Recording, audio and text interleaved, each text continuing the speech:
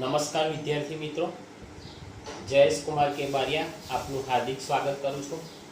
પીડીએન number 2 ની અંદર 4.1 નો પીડીએન number 2 ની અંદર પાછા આપણે ભેગા થયા છે।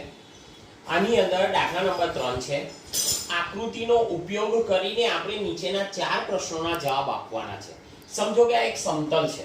આ સમતલની અંદર તમે જોઈ શકો છો કે કુલ ટોટલ આપણને 3 રેખાઓ દોરેલી છે।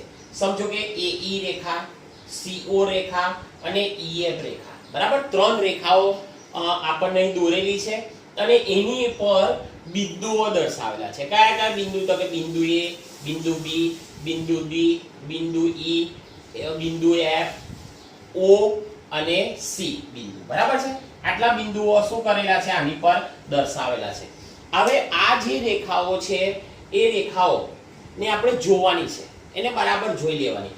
જોઈને પછી આપણે નીચેના પ્રશ્નોના જવાબ આપવાના છે, બરાબર છે।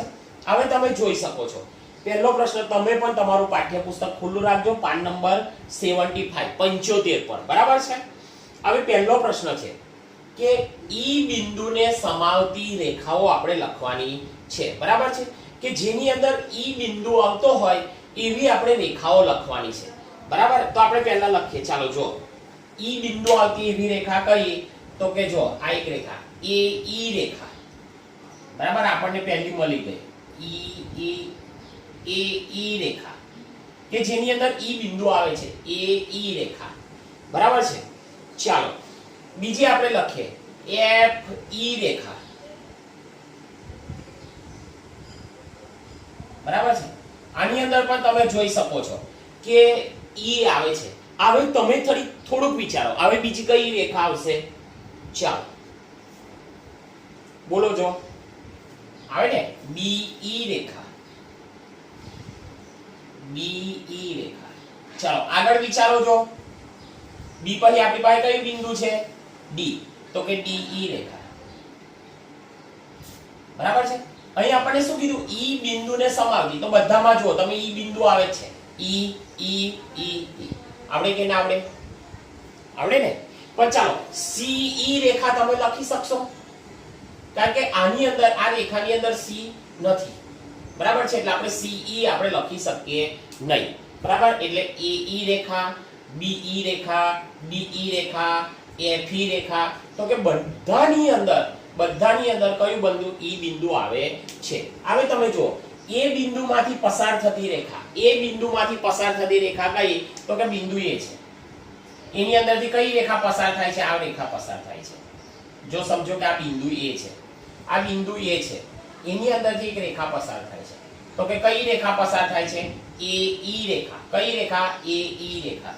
એ બિંદુમાંથી પસાર થતી રેખા કઈ? તો કે AE રેખા, બરાબર છે। એ બિંદુ અહીં, એ બિંદુ છે, એની અંદરથી પસાર કઈ રેખા થાય છે? એ બિંદુમાંથી, તો કે AE રેખા, બરાબર છે। ચાલો હવે પ્રશ્ન નંબર 3 વિચારો। પ્રશ્ન નંબર 3 આપણે વિચારો, O બિંદુ જેમાં છે તેવી રેખાઓ। O બિંદુ, કયું બિંદુ આપણને કીધું છે? O બિંદુ જેમાં હોય તેવી રેખા। કઈ રેખાની અંદર O બિંદુ છે? તો કે આ ઊભી દેખાય ને, તે દેખાય છે તમને ઊભી? તો કે CO રેખા। કઈ રેખા? O બિંદુ કહાની અંદર છે? CO રેખા, CO રેખા।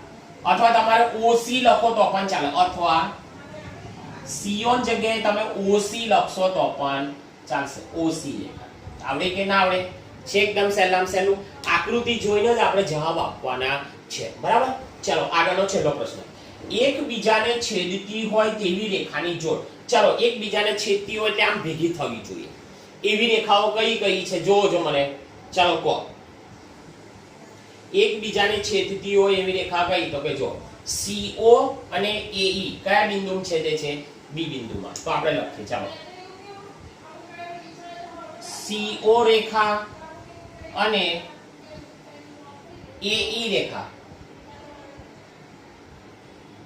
કયા બિંદુમાં છેદે છે? એ B બિંદુમાં છેદે છે। ચાલો બીજી, FE રેખા અને AE રેખા FE અને AE E રેખા એ કયા બિંદુમાં છેદે છે? E બિંદુમાં. એ બિંદુમાં છેદે છે. બરાબર છે. ચાલો છે એકદમ સહેલામાં સહેલો દાખલો, આકૃતિ જોઈને જ આપણે જવાબ આપી દેવાના. હવે દાખલા નંબર 4 ની વાત કરીએ. દાખલા નંબર 4 શું કહે છે? જો કેટલી રેખાઓ પસાર થાય એક જ બિંદુમાંથી. આપણને ચાલો પહેલો A લખીએ આપણે. A બરાબર.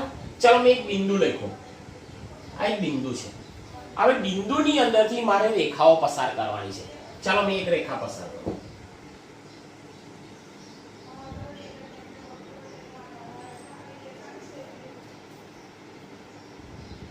તમે જુઓ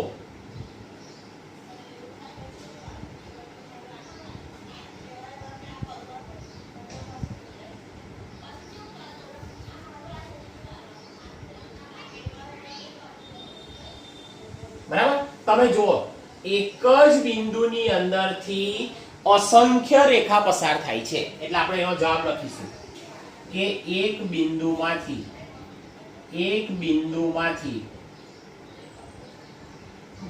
અસંખ્ય રેખા પસાર થાય. તમે જોઈ શકો છો આપણી પાસે એક બિંદુ છે અને એ બિંદુની અંદરથી આપણે અસંખ્ય રેખાઓ પસાર કરી શકીએ છીએ. બી શું કે છે? જો બે બિંદુઓ, ચાલો બે બિંદુ આ બે બિંદુ લીધા A અને B. બરાબર. હવે બે બિંદુની અંદરથી કેટલી રેખા પસાર થાય? તો કે તમે જોઈ શકો છો. જો મેં માપપટ્ટીથી દોરું છું.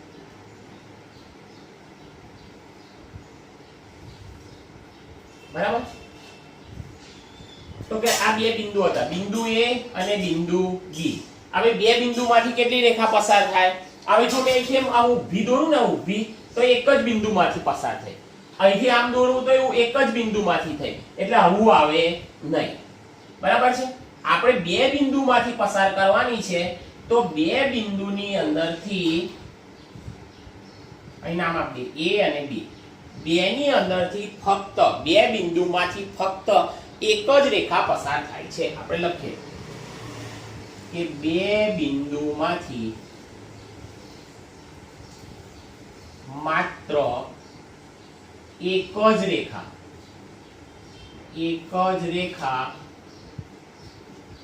પસાર થાય છે. બે બિંદુમાંથી માત્ર એક જ રેખા પસાર થાય છે. આ હતો આપણો દાખલા નંબર 3 અને દાખલા નંબર 4 છે એકદમ સહેલામાં સહેલા. બરાબર છે.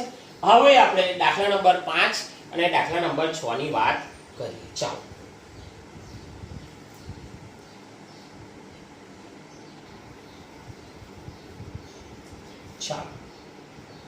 દાખલા નંબર 5. નીચેની દરેક પરિસ્થિતિ માટે આકૃતિ દોરો. આપણને એવું કીધું છે કે આકૃતિ દોરો. હવે શું કીધું? જો બિંદુ P એ રેખાખંડ AB પર છે. એટલે આપણે પહેલા દોરી દઈએ કે રેખાખંડ AB દોરી દઈએ. બરાબર છે. આપણને શું કીધું? બિંદુ P એ રેખાખંડ AB પર છે. તો રેખાખંડ AB દોરી દઈએ. ચાલો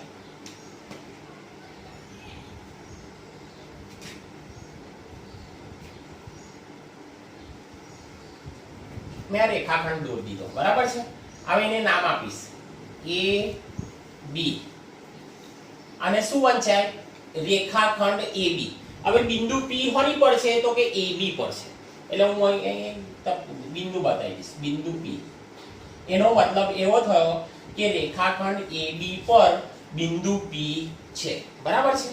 ચાલો બીજું શું કહે છે? જો XY રેખા અને PQ રેખા એ M બિંદુમાં છેદે છે. હવે જો છેદે છે એટલે એનો મતલબ એવો કે ભેગી થાય છે. બરાબર છે. ચાલો મેં એક XY રેખા દોરું. સમજો કે આ XY રેખા દોરી. બરાબર. એનું નામ આપી દો X અને Y. હવે શું કીધું છે? જો M બિંદુમાં છેદે છે. આ ખાસ યાદ રાખજો. છેદે છે એનો મતલબ એવો થાય છે કે શું થાય છે? ભેગી થાય છે. બરાબર. કઈ રેખા? PQ. આ નામ આપ્યું આપણું P અને Q. જે છેદે છે તઈ શું નામ આપવાનું છે? M. બરાબર, થઈ ગઈ આકૃતિ તૈયાર. ચાલો, રેખા L પર E અને F બિંદુઓ છે પણ D નથી. હવે આપણને કઈ રેખા દોરવા કીધી છે? જો L રેખા. બરાબર છે, એટલે મેં અહીં L રેખા દોરીશ. સમજો કે આ મેં રેખા દોરી. હવે રેખાઓ એટલે બંને બાજુ આપણે શું કરવાનો? એરો કરવાનો. બરાબર છે, અને એનું નામ આપી દઉં મેં રેખા L. હવે મારે વાંચવું હોય તો શું વાંચીશ મેં? કે રેખા L. હવે શું કીધું છે? જો રેખા L પર E અને F બિંદુઓ છે. અહીં મેં અહીં બતાવી દઉં. ચાલો, E અને એક બીજું બિંદુ બતાવી દઉં. ચાલો, F. શું કીધું? રેખા L પર E અને F બિંદુઓ છે, મેં બતાવી દીધા. હવે શું છે? પણ D નથી. તો D મારે રેખા L પર નહીં બતાવવાનો, પણ બીજે બતાવી દેવાનો. ચાલો, આ મેં બતાવી દીધું બિંદુ D. થઈ ગયું. રેખા L પર નથી, બહાર છે, એટલે મેં બતાવી દીધું કે બિંદુ D. ચાલે કે ના ચાલે? બરાબર છે. ચાલો, હવે D નંબરનો દાખલો. શું કહે છે? OP અને OQ રેખા. જો આ રેખાની નિશાની છે, આને વાંચવું હોય તો આપણે વાંચીએ. OP રેખા અને OQ એ બિંદુ O માં મળે છે. બરાબર છે, એટલે કે રેખા OP અને રેખા OQ એ બે બિંદુમાં ભેગી થાય છે. તો આપણે બે રેખા દોરી દઈએ. સમજો કે મેં એક રેખા દોરી અને એનું નામ આપી દીધું મેં. શું નામ આપ્યું? OP. O અને P. બરાબર છે. ચાલો, મળે છે, બિંદુમાં મળે છે. મળે છે એટલે એનો મતલબ ભેગો થાય છે, અને ભેગી થાય છે એટલે કે છેદે છે. બરાબર. બીજી એક રેખા મેં દોરી. ચાલો, આ રેખાનું નામ આપું મેં OP. હા, આનું નામ આપીશ મેં P અને O. બરાબર, અહીં હું રાખીશ. ચાલો, અને અહીં OQ છે એટલે અહીં મેં Q રાખીશ. થઈ ગયું. OP રેખા અને OQ રેખા. OQ રેખા અને OP રેખા કઈ છેદે છે? તો કે O માં છેદે છે. ક્લિયર? બરાબર છે. ચાલો, આ હતી આપણી D નંબરની આકૃતિ. બરાબર. તો આ રેખા કઈ આપણી? તો કે OP રેખા. આ રેખા કઈ? તો કે OQ રેખા. કયા બિંદુમાં છેદે છે? તો કે Q બિંદુમાં. આ O બિંદુમાં છેદે છે. આપણે બતાવી દીધું કે O બિંદુમાં છેદે છે. ક્લિયર? આ તો આપણો દાખલા નંબર 5. હવે દાખલા નંબર 6 ની અંદર આપણને ખરા ખોટા આપ્યા છે, અને આની પછીનો દાખલો આપણે ખરા ખોટા જોઈએ.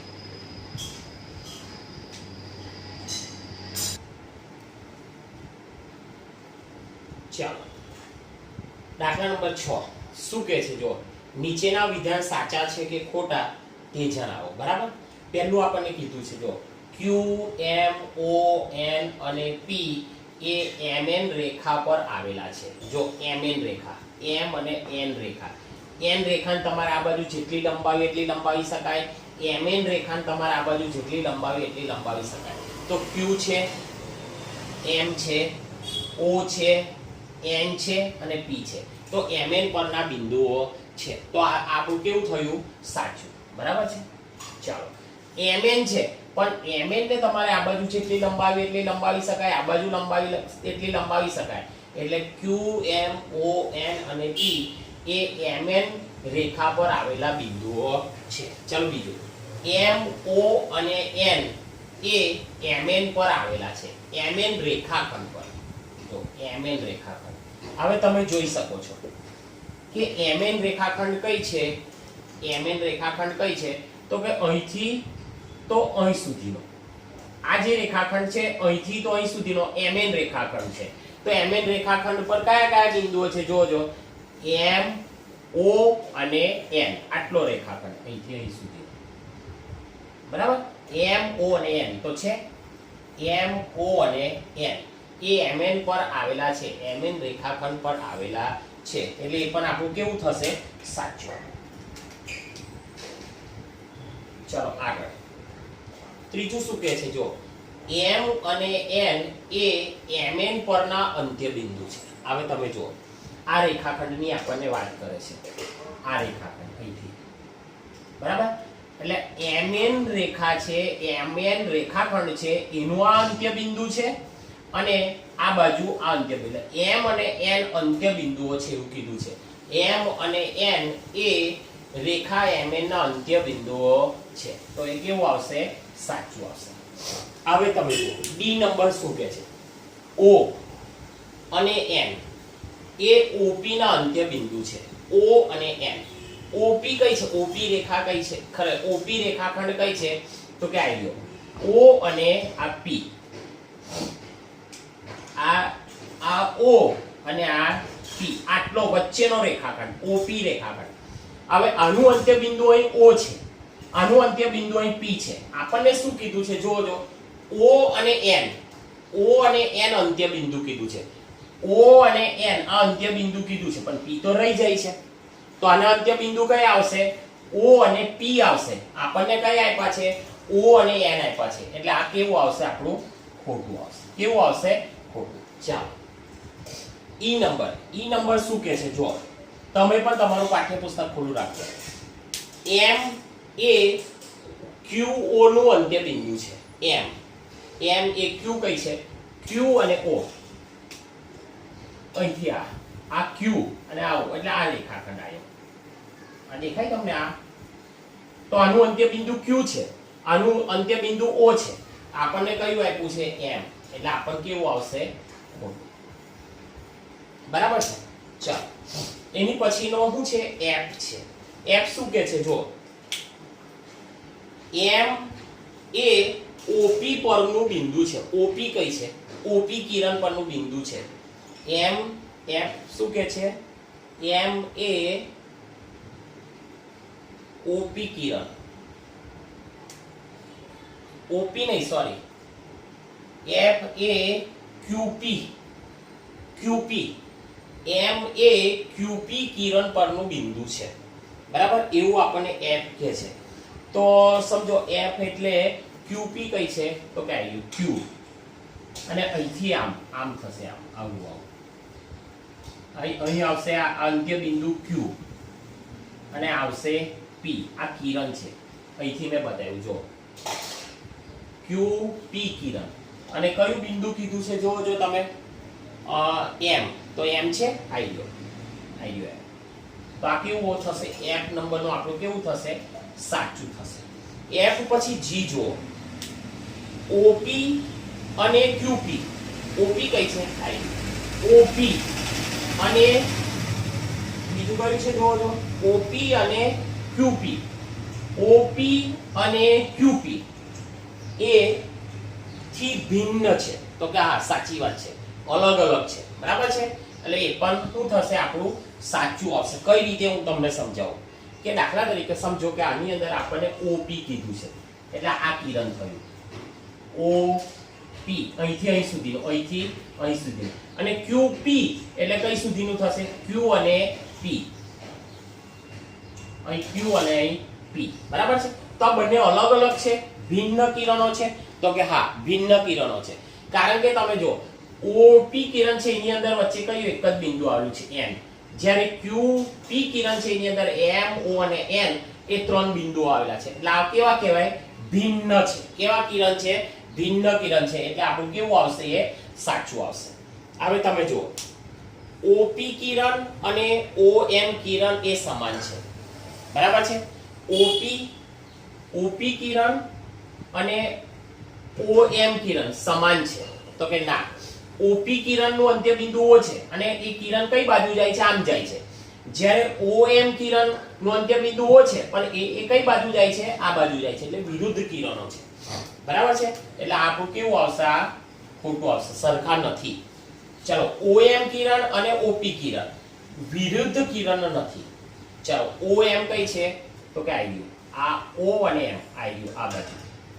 અને OP તો કે આ બાજુ. O અને P આ બાજુનું છે, આ બાજુ છે. અહીં આપણને શું કીધું? વિરુદ્ધ કિરણ નથી. ના, પણ ખરેખર વિરુદ્ધ કિરણ છે. આ કિરણ આ બાજુ આવે છે, આ કિરણ આ બાજુ જાય છે. એટલે આપણને કેવું આવશે? આપણું ખોટું. ચાલો O એ OP નું ઉદ્ભવ બિંદુ નથી. OP છે, OP એનું ઉદ્ભવ બિંદુ કયું છે? O છે. પણ અહીં આપણને ના પાડી છે. એટલે આ કેવું આવશે? આપણું ખોટું. ચાલો n એ np અને mn નું ઉદ્ભવ બિંદુ છે. np n કઈ છે n બરાબર.